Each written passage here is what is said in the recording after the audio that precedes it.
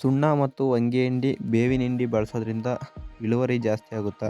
Hello guys, ನಾನು ನಿಮ್ಮ ವಿನಾಯಕ್ ಕುಮಾರ್.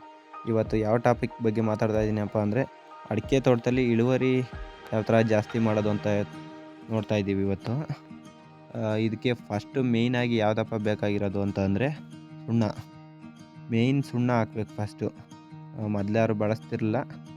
ಸುಣ್ಣ ಕೊಡೋದ್ರಿಂದ ಏನಪ್ಪ ಬೆನಿಫಿಟ್ ಅಂದರೆ ಇಳುವರಿ ಚೆನ್ನಾಗಿ ಬರುತ್ತೆ. ಕ್ಯಾಲ್ಶಿಯಮ್, ಅಡಿಕೆ ಗಿಡಕ್ಕೂ ಕ್ಯಾಲ್ಶಿಯಮ್ ಸಿಕ್ತಂಗೆ ಆಗುತ್ತೆ.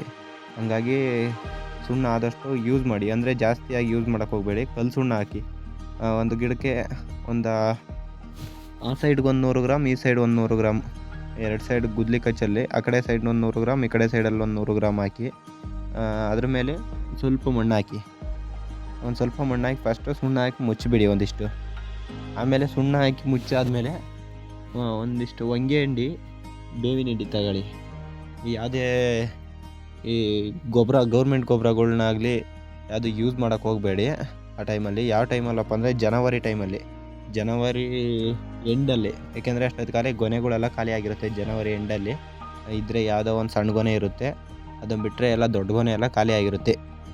ಆವಾಗ ಒಂಬಾಳೆ ಟೈಮು, ಒಳ್ಳೆ ಒಂಬಾಳೆ ಆಗ್ತಾ ಇರುತ್ತೆ ಎಲ್ಲ ತೋಟದಲ್ಲೂ. ಹಂಗಾಗಿ ಜನವರಿ ಎಂಡಿಂಗಲ್ಲಿ ಸ್ಟಾರ್ಟ್ ಮಾಡಿ ಗೊಬ್ಬರ ಹಾಕೋಕ್ಕೆ.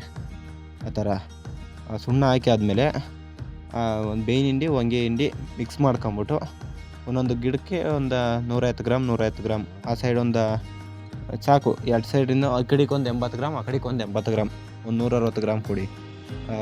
ಹೊಂಗೆ ಹಿಂಡಿ, ಬೇವಿನ ಹಿಂಡಿ ಹಾಕೋದ್ರಿಂದ ಏನಪ್ಪ ಬೆನಿಫಿಟ್ ಅಂದರೆ ಅಡಿಕೆ ಗಿಡದಲ್ಲಿ ರೋಗ ನಿರೋಧಕ ಶಕ್ತಿ ಜಾಸ್ತಿ ಆಗುತ್ತೆ. ಈಗ ರೋಗ ಅಂದರೆ ಈ ಎಲೆ ಅರ್ಶಿನಗಾಗೋದು, ಆಮೇಲೆ ಎಲೆ ಗರಿಯೆಲ್ಲ ಕೆಳೆ ಬೀಳೋದು, ಆ ಥರ ಒಂದು ರೋಗ ಬರುತ್ತೆ. ಆಮೇಲೆ ಸುಳಿ ಕಟ್ಕೊಳೋದು, ಈ ಥರ ರೋಗಗಳಿಗೆಲ್ಲನ ಈ ರೋಗ ಏನಕ್ಕಾಗಪ್ಪ ಹೆಚ್ಚಾಗಿ ಬರೋದು ಅಂತ ಅಂದರೆ, ನಾವು ಗೌರ್ಮೆಂಟ್ ಗೊಬ್ಬರ ಆಗಲಿ ಅದು ಇದು ಜಾಸ್ತಿ ಯೂಸ್ ಮಾಡ್ತೀವಲ್ಲ, ಕೆಮಿಕಲ್ ಜಾಸ್ತಿ ಯೂಸ್ ಮಾಡಿದಾಗ ಆ ಥರ ಸುಳಿ ಕಟ್ಕೊಳೋದಾಗಲಿ, ರೋಗಗಳು ಸುಳಿ ಮ್ಯಾಕ್ ಬರ್ದಕ್ಕೆ ಆಗ್ದಲೇ ಕಟ್ಕೊಂಬಿಡುತ್ತೆ ಅಲ್ಲಿ. ಹಂಗಾಗಿ ಯಾರು ಆದಷ್ಟು ಯೂಸ್ ಮಾಡೋಕ್ಕೆ ಹೋಗಬೇಡಿ ಅದನ್ನು. ಈ ಬೇವಿನ ಹಿಂಡಿ, ಹೊಂಗೆ ಹಿಂಡಿ ಏನಕ್ಕಪ್ಪ ನಾನು ಬಳಸ್ರಿ ಅಂತ ಹೇಳಿದೆ ಅಂದರೆ, ಅದರಲ್ಲಿ ರೋಗ ನಿರೋಧಕ ಶಕ್ತಿ ಜಾಸ್ತಿ ಇರುತ್ತೆ. ಹಂಗಾಗಿ ಅಡಿಕೆ ಗಿಡ, ಈಗ ಒಂದು ಅಡಿಕೆ ಗಿಡಕ್ಕೆ ಒಂದು 80 ಗ್ರಾಮ್ ಕೊಟ್ಟರು ಒಂದೊಂದು ಸೈಡಲ್ಲಿ, ಇನ್ನೆಷ್ಟಾಗುತ್ತೆ ಅದು?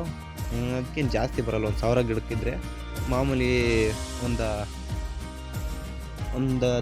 ಚೀಲ ತಂದರೆ ಆಗೋಗುತ್ತೆ ಅಷ್ಟೇ. ಎಷ್ಟೇನು ಬೇಕಾಗಲ್ಲ. 150 ಗ್ರಾಮು, 160 ಗ್ರಾಮ್ ಒಂದು ಗಿಡಕ್ಕೆ ಅಷ್ಟೇ ಸಾಕು.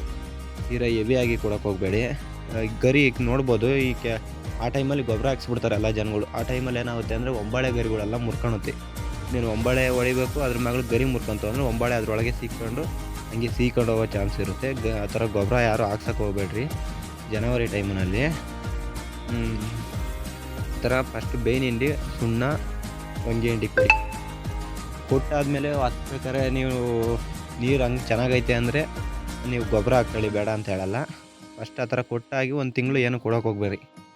ಅಡಿಕೆ ಗಿಡಕ್ಕೆ ನೀರೊಂದು ಕೊಡಿ ಅಷ್ಟೇ ಸಾಕು. ಆ ಥರ ಮೇಂಟೈನ್ ಮಾಡ್ತಾಯಿರಿ. ಆದಮೇಲೆ ರಿಸಲ್ಟ್ ನಿಮಗೆ ಗೊತ್ತಾಗುತ್ತೆ, ಯಾವ ಥರ ರಿಸಲ್ಟ್ ಸಿಗ್ತಾಯಿತ್ತು. ರಿಸಲ್ಟ್ ಸಿಕ್ಕಿದ್ರೆ ಕಂಟಿನ್ಯೂ ಮಾಡಿ, ಸಿಗಲಿಲ್ವಾ ಸ್ಟಾಪ್ ಮಾಡಿ. ಇದಕ್ಕೆ 100ಕ್ಕೆ 200% ಸಿಕ್ಕೇ ಸಿಗುತ್ತೆ. ಯಾಕೆಂದರೆ ನಾವು ಮೊದಲಿಗಿಂತ ಯೂಸ್ ಮಾಡ್ತಾಯಿದ್ದೀವಿ. ಹಂಗಾಗಿ ಯಾವುದೇ ತಿಳ್ಕೊಂಡು ಹೇಳಬೇಕು, ಯಾವುದೇ ಆಯ್ತು ತಿಳ್ಕೊಂಡಲೇ ಹೇಳಿ ಜನಗಳ್ನ ಕೆಡ್ಸೋದಲ್ಲ. ಈ ಕೆಲವ್ರು ಹೇಳ್ತಾರೆ, ಈ ಪ್ರಮೋಷನ್ ವೀಡಿಯೋಗಳಿಗೋಸ್ಕರನ ಏನು ಮಾಡ್ತಾರೆ ಅಂದರೆ, ಇವಾಗ ನಾನೊಂದು 5,000 ಕೊಟ್ಬಿಡ್ತೀನಿ, ಈ ಗೊಬ್ಬರ ಪ್ರಮೋಷನ್ ಮಾಡು, ಇದನ್ನು ಚೆನ್ನಾಗೆಲ್ಲ ಎಲ್ಲ ಕಡೆಗೂ ಪ್ರಚಾರ ಮಾಡು ಅಂತ ಹೇಳ್ತಾರೆ. ಅದು ಗೊಬ್ಬರ ಚೆನ್ನಾಗಿದ್ರೂ ಆಯಿತು, ಚೆನ್ನಾಗಿಲ್ದಿದ್ರೂ ಆಯಿತು, ಆ ಥರ ಹೇಳ್ತಾರೆ. ಆವಾಗ ಏನು ಮಾಡ್ತಾರೆ, ಎಲ್ಲ ಪ್ರಚಾರ ಮಾಡೋಕೆ ನಿಂತ್ಕೊಂತಾರೆ. ನಮಗೆ ರೈತರುಗಳ್ಗೆ ಏನಾಗುತ್ತೆ ಅಂದರೆ, ಇದು ಗೊಬ್ಬರ ಚೆನ್ನಾಗಿರುತ್ತೆ ನೋಡೋಣ ತಡಿ ಅಂತೇಳಿ ಲಕ್ಷಾಂತರ ರೂಪಾಯಿ ಬಂಡವಾಳ ಹಾಕ್ತೀವಿ, ತಾಂಬಂದು ಹಾಕ್ತೀವಿ, ಕೈ ಸುಟ್ಕೊತೀವಿ. ಅಲ್ಲೇನೂ ಇಲ್ಲ, ಗೊಬ್ಬರದಲ್ಲಿ ಏನೂ ಇರೋಲ್ಲ. ಹಂಗಾಗಿ ಕೈ ಸುಟ್ಕೊತೀವಿ. ನಾನು ಏನಪ್ಪ ಕೇಳ್ಕೊತಾ ಇರೋದು ಅಂದರೆ, ಹೊಸ ಯೂಟ್ಯೂಬರ್ಗಳಾಗಿ ಈ ಅಲ್ಲಿ ಇಲ್ಲಿ ಪ್ರಮೋಷನ್ ವೀಡಿಯೋಗಳು ಮಾಡ್ತಾರಲ್ಲ, ಈ ಅವ್ರು ಹಾಕ್ಸಿರೋಂಥ ಗೊಬ್ಬರನ ಪ್ರಮೋಷನಿಗೆ ಬಂದರೆ ಮಾಡಬೇಡ್ರಿ ಅಂತ ಹೇಳ್ತಾ ಇಲ್ಲ. ಅವ್ರು ಎಲ್ಲೆಲ್ಲಿ ಕೊಟ್ಟವರೋ ಅಲ್ಲಿಗೆ ಒಂದು 2-3 ತಕ್ಕ ವಿಸಿಟ್ ಮಾಡಿ ಚೆನ್ನಾಗಿ ಬರ್ತಾ ಇಲ್ವೋ ನಾವು ಪ್ರಮೋಷನ್ ಮಾಡ್ಬೋದೋ ಇಲ್ವೋ ಅಂತೇಳಿ ಅದೊಂದು ತಿಳ್ಕೊಂಡು ಮಾಡಿ. ಯಾಕೆಂದರೆ ಈ ರೈತರುಗಳು ಸಾಲ ಮಾಡಿ ಅಲ್ಲಿ ಇಲ್ಲಿ ಸಾಲ ಮಾಡಿ ತಗೊಂಬಂದು ಹಾಕಿರ್ತಾರೆ. ಹಂಗಾಗಿ ಯಾರು ರೈತರುಗಳು ಹೊಟ್ಟೆ ಮೇಲೆ ಹೊಡೆಯೋಕೆ ಹೋಗ್ಬೇಡ್ರಿ ಅವ್ರದ್ದು ನಿಮ್ಮ ದುಡ್ಡುಗೋಸ್ಕರ. ಅದೊಂದು ಕೇಳ್ಕೊತಾ ಇದ್ದೀನಿ ಹೊಸ ಯೂಟ್ಯೂಬರ್ ಹತ್ರ. ನೋಡ್ಬೋದು ಗೊನೆ ಯಾವ ಥರ ಐತೆ ಅಂತ ಹೇಳಿ ನೋಡಿ. ಆದಷ್ಟು ಯೂಸ್ ಮಾಡಿ. ಸುಣ್ಣನೂ ಈ ಥರ ಅಂಡೋಡ್ಕಾಗೋದು ಕಮ್ಮಿ ಆಗುತ್ತೆ ಸುಣ್ಣ ಯೂಸ್ ಮಾಡೋದ್ರಿಂದನ. ಆದಷ್ಟು ಸುಣ್ಣ ಒಂಚೂರು ಜಾಸ್ತಿನೇ ಹಾಕಿ.